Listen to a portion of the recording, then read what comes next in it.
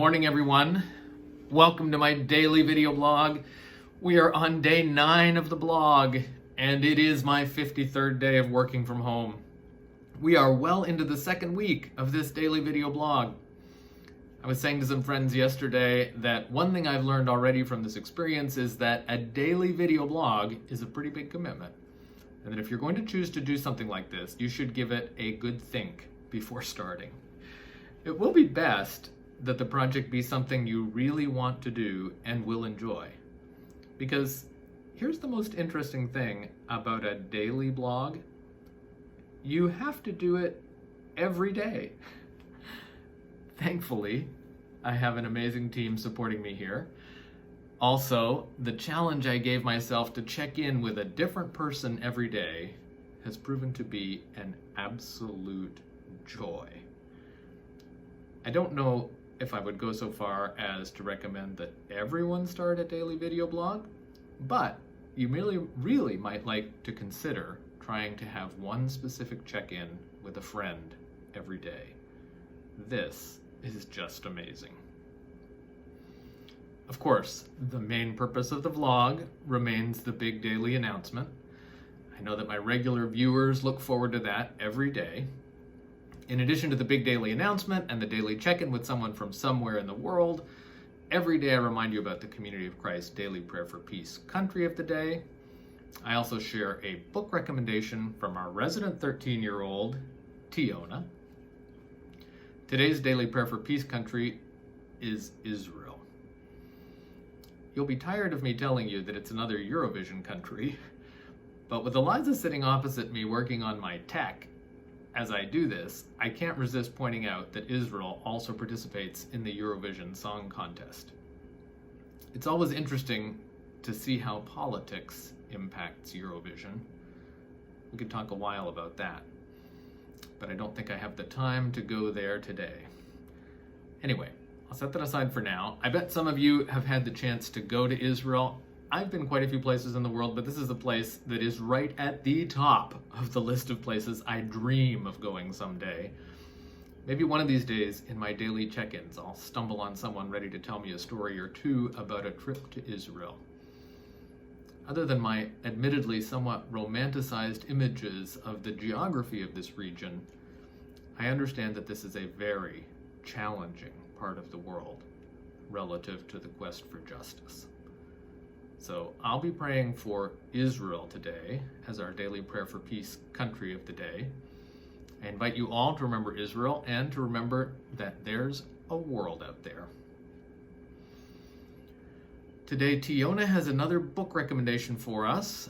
The book is called Crossover by Kwame Alexander, published in 2014 by HMH Books for Young Readers. Tiona says, I first read this book in 7th grade. Actually, the teacher read it out loud to us. It's about basketball. I keep saying I don't like books about sports, but then I've read at least 3 really good books about basketball, this being one of them. It's about 2 brothers who are twins and who are both on the middle school basketball team. There's a character whose name I can't remember because the main character always refers to her as Miss Sweet Tea because she was drinking tea when he first met her. She's dating the twin brother of the main character. And there's some drama between the main character and the brother and the basketball team. And the thing is, the whole book is written in verse, which helps make it really good. My teacher, says Tiona, actually introduced us to the book by reading an excerpt as part of our poetry unit. The class loved it so much that she ended up reading us the whole book after that. There is a second book called Rebound, a prequel that Tiona and their book club read, which is also really good. It's time for my daily check-in. Every day I tell you about a visit I've had with a person or people from somewhere I serve in my church work with Community of Christ. And yesterday, I thoroughly enjoyed a morning Zoom conversation with my friend Lana Cullis from Vancouver, British Columbia. Our conversation began with Lana telling me that things were feeling a little more settled. Lana's one of those people who has had to figure out a whole new way of doing her job. She is a vocational rehabilitation specialist who works with a whole team of mental health specialists, doctors, and therapists. Together, they care for the mentally ill of the lower mainland of British Columbia, often the severely mentally ill. Can you imagine if your job is caring for the mentally ill population and a global pandemic comes to town and turns the whole world upside down? I had kind of wanted to talk to Lana because I was curious about how that community would be doing, but I was also afraid that this might be a very difficult update to receive. But Lana's report was unbelievably upbeat. Oh yeah, she did tell me about the difficulty they had getting personal protective equipment at the start of the pandemic and the impossible dilemmas they were faced with. Couldn't go give necessary injections without PPE, couldn't have clients come in where they might transmit to the whole office or hospital, but couldn't have them getting sick because that could put the whole city or community at risk. Lana says she was watching her team really going crazy, trying to figure this one out for a while. But as they've started living into the new treatment models, Lana told me that she and her team have started learning so many things. Lana says she's curious by nature, but a bit of a Luddite when it comes to technology. But she's loving what they can do with Zoom. It turns out that quite a few of their clients never really liked coming into the office for treatments that much anyway, so being able to go to appointments via the phone or video conferencing is very popular and reduces stress for some people. Not only that, there are things that Zoom is allowing them to do with treatment that is making them more effective than they were before. Lana can tell you how to run a group session with 2 hosts, including one who manages tech and a breakout room for side individual sessions. Amazing. A few weeks into this crisis, Lana and her colleagues started noticing a trend. People were doing better. Better than they expected. Better than usual. It seems that this thing we're going through, all of us together, actually helps reduce the stigma associated with mental illness. While people still need to take their meds and do their treatments, the pandemic is providing something different to focus on during some of the remaining time, and it's something that is not stigmatizing, but that brings us all into common community together. So yeah, Lana said, the surprise is that people are doing so well, even better than they were before the pandemic. I was ready to hear about doom and gloom and thinking that this call would surely take me into the worst of the pandemic. Wow. We finished up our call with Lana telling me about how the barbershop singing group she's part of has adapted to participating and practicing via Zoom. There again, the group has found all sorts of ways, in some aspects, to be even more effective via Zoom. I said, now wait, I know you can't harmonize over Zoom. And she agreed, but they've discovered fun ways to improve their skills. The leader will sing a part or play a recorded track, and everyone else will just sing on mute in their own space. Or sometimes they'll split in half, and the basses and baritones will watch the others sing, and this way they get to critique each other. You know, normally it's just the director who can see their faces when they're performing, but now they can see each other.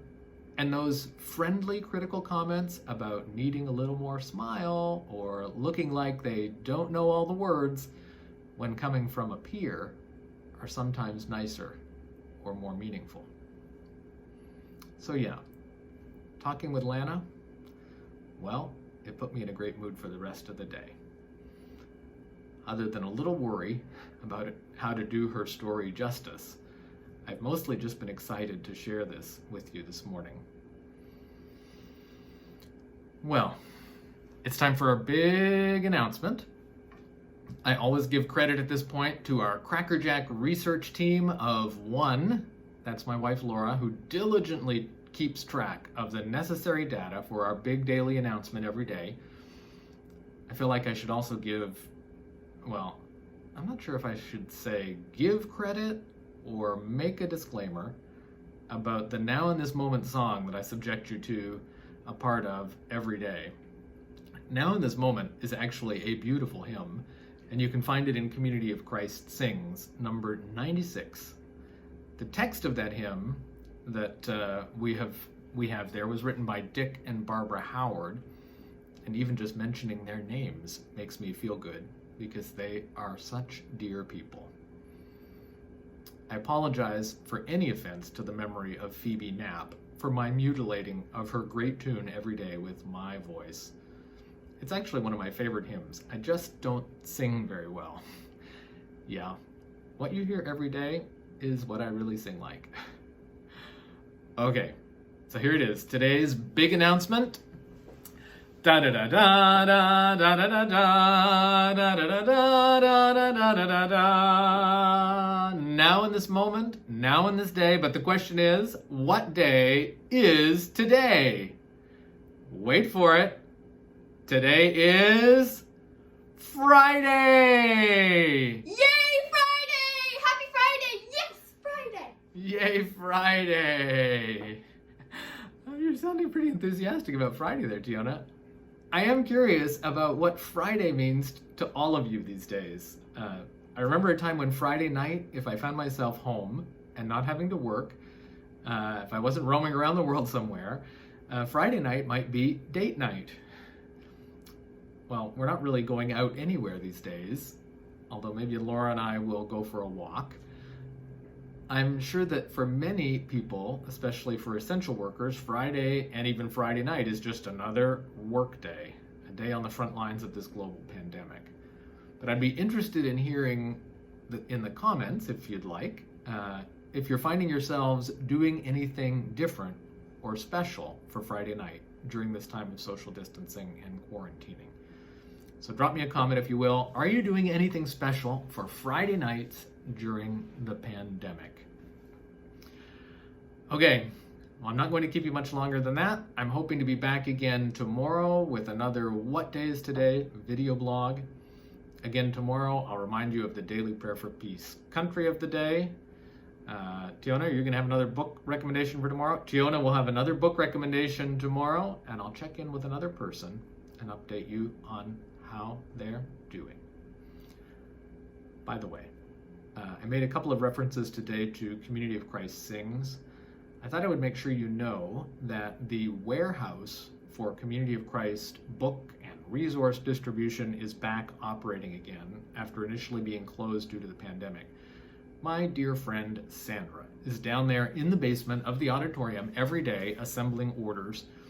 My understanding is that she is only working alone, very much socially distancing. Sandra is a fabulous singer. I'm kind of picturing her spending some time in the warehouse alone, taking advantage of the great acoustics to test out her voice. But if there is something you're needing for yourself from the Herald House website, she can fill orders for you. And if you need a gift for someone, be sure to browse the website. It could well be that for many of your friends, that Community of Christ Sings hymn book I mentioned is just the best possible gift anyone could ever receive. I know that for the price, it's probably the one physical possession that brings me the most joy per dollar of all the things that I own. And it's not just for CFC folks. I don't know if you've heard the story about the couple of Berkeley professors who put together a seminary course on progressive hymnody, and that they chose that book as the textbook for their class. Anyway, I'll put a link to the Herald House website in the description for today. Okay, so I'm signing off for now from my home in Independence, Missouri. Please, until tomorrow, remember to breathe.